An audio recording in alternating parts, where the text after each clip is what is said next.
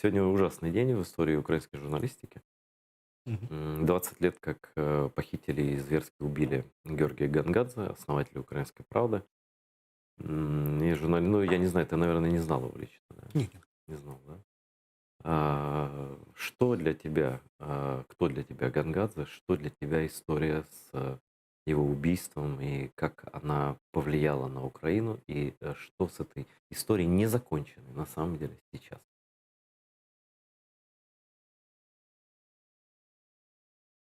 История с Гангадзе, она, к сожалению, а, задала вот ту матрицу, да, с которой мы ходим, к сожалению, в Украине многие годы, когда мы говорим о таких принципиальных делах, да, которые как бы являются просто показатели расследования которых, да, и понимание которых является просто базовым маркером того, является ли страна настоящей демократией. Работают ли в ней институты государства. То есть убийство Гангадзе, оно показало очень явно, да, и, возможно, впервые настолько очевидно, что государственные институты Украины, построенные Леонидом Кучмой, они по форме являются институтами, а по сути нет. Они обслуживают совсем другой интерес. И совсем для другого они работают. И мы в этой парадигме, к сожалению, вот 20 лет прошло уже, мы живем все эти 20 лет. Когда до конца мы не можем понять вследствие влияния разнообразных кланов, вследствие того, что система государственного управления всегда была во многом приватизирована разнообразными группами влияния. Мы не можем понять и довести до конца ни одно из этих дел, к сожалению. И, конечно же, для меня это громадный вопрос состоит в том, если говорить о моих личных оценках, что, мне кажется, мы стали свидетелями тогда, мы этого не поняли еще, той игры, которую здесь ведет Кремль. Да. И это история постоянно повторяющейся кремлевской игры в Украине, о всей глубине и степени которой мы начали, наверное, подозревать после начала войны на Я Донбассе. хочу цитату небольшую из Юрия Бутусова. Вот он сегодня было много публикаций на «Украинской правде», большая статья про последние дни Георгия Гангадзе. Видно, почитайте.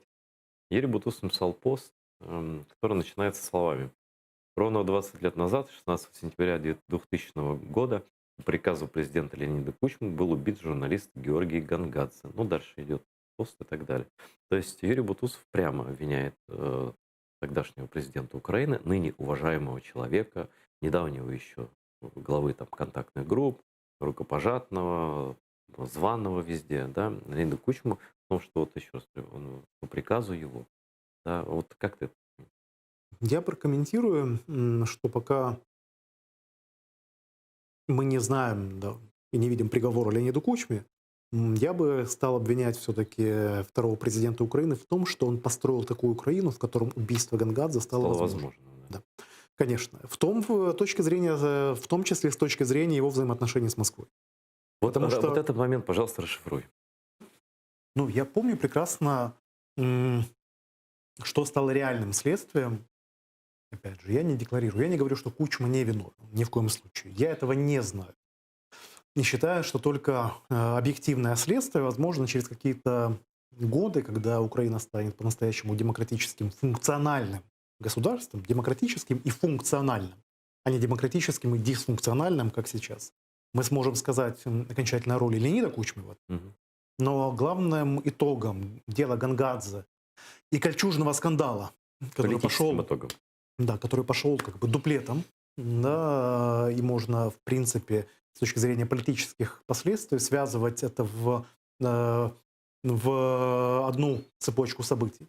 Возможно, не связанную прямой логикой, но цепочка событий была очень красноречивой.